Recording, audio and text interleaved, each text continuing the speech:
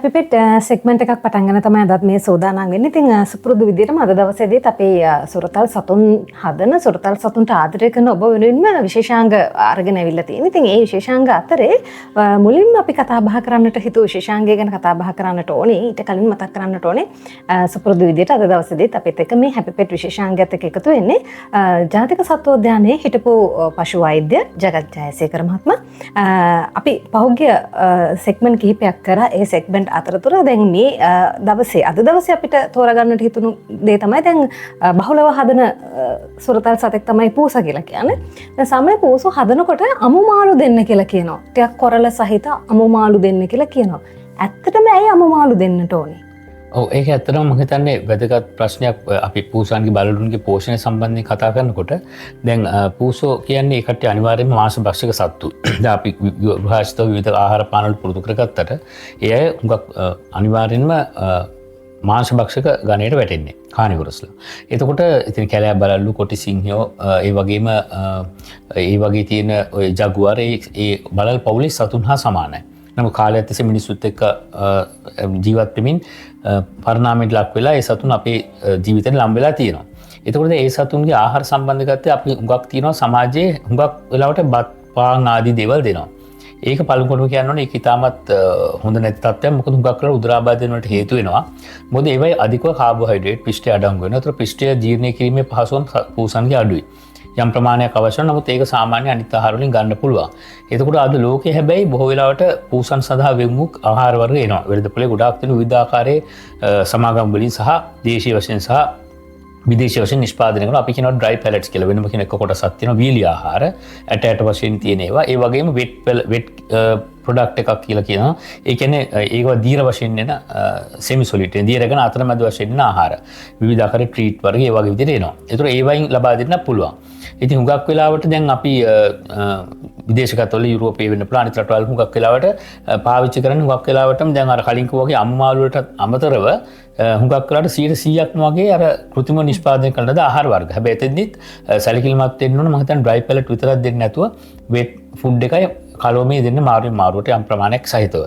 මම කියන්නේ ඒකට අදාළ වෙන හේතුව. එතකොට අපි හුඟක් වෙලාවට බත් සහ පාන් වගේ දේවල් දෙන්නේ නැත්තේ පිටි ආහාර ජීර්ණ කිරීමේ අපහසු නිසා. නමුත් දුරාශිත අපි දන්නවා ගමේ ගොඩේ අපේ හුඟක් තැන්වල අපේ නිවාසවල පව පෙර අපි දැනුවත් වෙන්න ඉස්සෙල්ලා වෙන්න පුළුවන්. හුඟක් කරලා බත් එක්ක මාළු අනලා එහෙම දෙනවා. සතුත් කන ගොඩක් කැමති. පොල් දෙනවා. ඒව දාලා දෙනවා. එක එක ආහාර විදිහට දෙනවා.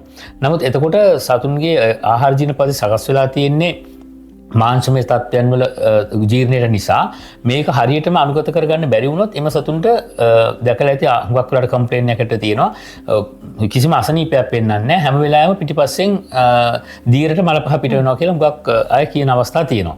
එතකොට නැත්නම් ඒ සතන් නොදෙනීම යනවා. නිින්දිනු පාව මල පහ යනවා. බඩ විශාල වෙන තත්ත්වයක් එනවා. බඩ කියන්නේ ඉන්ටෙස්ටිනල් එන්ලාර්ජ්මන්ට් එකක්. එහෙම නැත්නම් බඩවැල් වල ඉදිමුමක් ඇති වෙන තත්ත්වයක් එනවා. ඉන්ෆ්ලමේෂන් එක. ඒතර ඕක තත්ත්වේ වර්ධනය වුණාම තවත් තත්ත්වය සංකූල වෙලා අපි කියනවා IBS ඉන්ෆෙක්ෂස් බවල් සින්ඩ්‍රෝම් කියලා. ඒ කියන්නේ බඩවැල් වල ඇතිවන සංකෘතතාවයක් ඇති වෙන්න පුළුවන්. ඒක නිසා ඇත්තටම අපි කාබෝහයිඩ්‍රේට් ආහාර ද්‍රව්‍ය නොදී ඉන්නවා වගේම අර ඉස්සෙල්ලා කතාවේ අපි දෙන්න ඕන හොඳම දේ ගත්තොත් ඇත්තටම රෝ ෆිෂ් අමු මාළු තමයි. අමු මාළු දෙන එක හේතුව ඇවිල්ලා අමු මාළු වල දැන් අපි අමෝසුත් ගන්න පුළුවන්. අමු මස් වලට වඩා පූසන්ට විශේෂයෙන්ම අවශ්‍ය කරන ෆැටි ඇසිඩ්ස් ඔමේගා සංයෝග ඒ වගේම ගොඩක් දේවල් අන්තර්ගතයි මාළු වල. නමුත් ඒකෙන් අදහස් වෙන්නේ මස් දෙන්න පුළුවන්. නමුත් මස් දෙනකොට හුඟක් වෙලාවට අපි ඒක මේ විශේෂයෙන්ම පිළිස කියන්නේ උයලා දෙනවා නම් හොඳයි යම් ප්‍රමාණයකට. ඒ කියන්නේ ඒක රත් කරලා ඒක විස බීජහරණයකට ලක් කරලා මාළු දෙද්දී අමු මාළු දෙන්න පුළුවන්. හැබැයි අපිට හොයාගන්න පහසු වෙන්න ඕන අලුත් අමු මාළු. අලුත් අමු මාළු වෙළඳපොලෙන් ගන්න බැරිනොත් ඒක ලේ සහිත අමු මාළු තමයි හොඳම දේ. ඒ කියන්නේ මාළු ලෑල්ලෙන් ගන්නවා කියලා අපි කියන්නේ සාමාන්‍යයෙන්. ඒ කියන්නේ වෙළඳපොලේ මාළු ලෑල්ලෙන් ගන්න අලුත් අමු මාළු. ඒ කියන්නේ කල්තබා ගැනීම ද්‍රව්‍ය දාපුවා නෙවෙයි.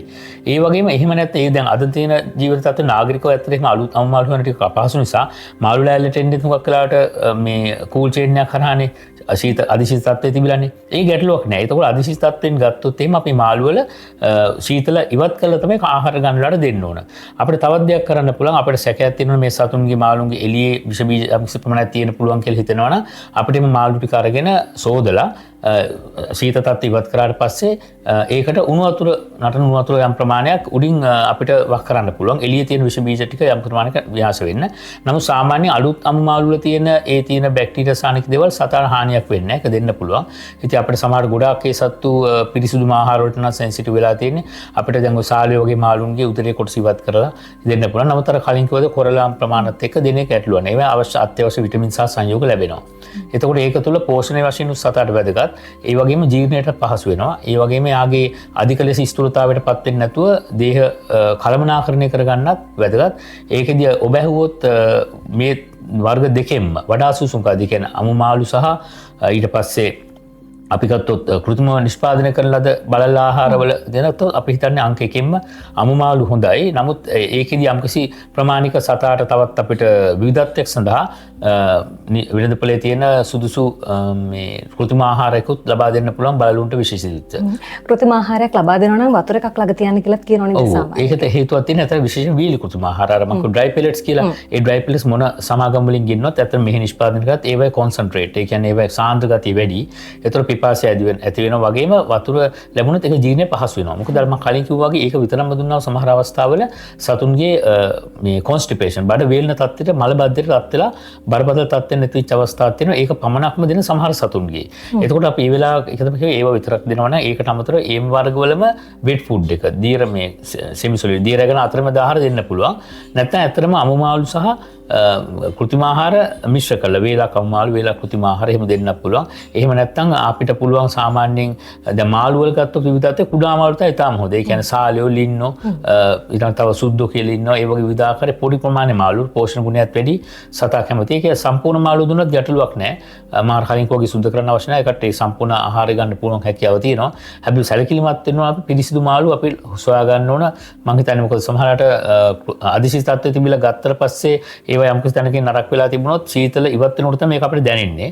ඉතින් ඒතර හිස්ටමින් කියන සංයෝගය වැඩිපුර නිෂ්පාදනය වෙලා තිබ්බොත් උදරාබාධ ඇති වෙන්න පුළුවන්. ඉතින් ඒකත් නිසා ඒක නිෂ්පාදනය වෙන්නේ ගොඩක් මාළු අස්වැන්න නෙලලා ගොඩක් කල් සීත තත්ත්වේ නැතුව තිබිලා ඊට පස්සේ සීත කරොත් හිස්ටමින් සංයෝගය ඇති වෙලා තියෙන්න පුළුවන්. ඉතින් ඒක අඩු කරගන්න අපි පුළුවන් තරම් පිරිසුදු අලුත් අමු මාළු ලබා දෙනවා නම් මම හිතන්නේ හොඳයි කියලා හිතනවා. හරි දැන් ඔන්න සුරතල් සතුන් හදන ඔබ වඩාත් සැලකිල්ලක් දක්වන්න ඕනේ. මොකද ආහාර සම්බන්ධයෙන්. එතකොට මේ සත්වෙගේ මේ ආයු කාලය, ජීව කාලය එහෙම නැත්නම් නිරෝගීකම මේ හැම දෙයකටම අපි ලබා දෙන ආහාර වැදගත් වෙනවා. ඉතින් ඒ නිසාම තමයි අද දවසේදී අපි මේ සෙග්මන්ට් එකෙන් කතා බහ කරේ බලලුන්ට එහෙම නැත්නම් පූසොන්ට මේ අමු මාළු දෙන්න ඕනේ කියන්නේ ඇයි? ඒකට හේතුව මොකක්ද? ඒක තමයි අද දවසේදී පශු වෛද්‍ය ජගත් ජයසේකර මහත්මයා ඉතාමත් පැහැදිලිව හැපි පෙට් විශේෂාංගය හරහා ඔබට සමීප කරේ. ඉතින් අපි සූදානම් වෙනවා තවත් දවසක ඔබට තවත් විශේෂාංගයක් එක්ක මේ හැපි පෙට් විශේෂාංගය අරගෙන එන්න. එතෙක් අපි ඔබට මතක් කිරීමක් කරනවා අපේ කමෙන්ට් සෙක්ෂන් එකේ දාලා තියෙනවා වෛද්‍යවරයාව සම්බන්ධ කරගන්න හැකි දුරකථන අංක සහ ලිපිනය. ඒත් එක්කම යම්කිසි ආකාරයකින් ගැටලුවක් එහෙම තියෙනවා නම් අපේ හැපි පෙට් Facebook පිටුව හරහා කමෙන්ට් එකක් විදිහට එහෙම දාන්න පුළුවන්. එතකොට ડોක්ටර්ට පුළුවන් ඒකට පුළුවන් මට ඊට ලැබෙනවා. ඊට අමතරව මම හිතන්නේ ප්‍රදර්ශනය කරනවා ඇති WhatsApp අංකය. ඉතින් මම ඇත්තටම කාර්යබහුල නිසා මම ගොඩක් ඉල්ලීම කරන අත්‍යවශ්‍යම අවස්ථාවක දුරකථන ඇමතුම දුන්න WhatsApp කමන්නේ නැහැ. ඒකට මම නැවත කෝල් බෑක් කරන්න පුළුවන් වෙයි. නමුත් ඊට වඩා වඩාත් හොඳයි තමන්ගේ විස්තරේ මොන හරි විස්තර තියෙනවා නම් WhatsApp පණිවිඩයක් කරා දුන්නොත් මට දිනයක් විතර ඇතුළත ඒකට අවශ්‍ය කරන උපදෙසක් දෙන්න පුළුවන් අනිවාර්යෙන්. WhatsApp පණිවිඩේ මැසේජ් එකකට එනවා නම් ඒක උඩක්ම මේ ප්‍රතිපදාවක් ඒක. හරි. අන්න ඔබට ගැටලුවක් තියෙනවා නම් WhatsApp කරන්නත් හැකියාවක් තියෙනවා. WhatsApp අංකය තිරෙත් සටහන් වෙනවා. එහෙම නැත්නම් කමෙන්ට් එකක් විදිහට තියෙනවා. එහෙනම් ඉතින් තවත් දවසක අපි හැපි පෙට් විශේෂාංගයකින් මුණ ගැහෙමු.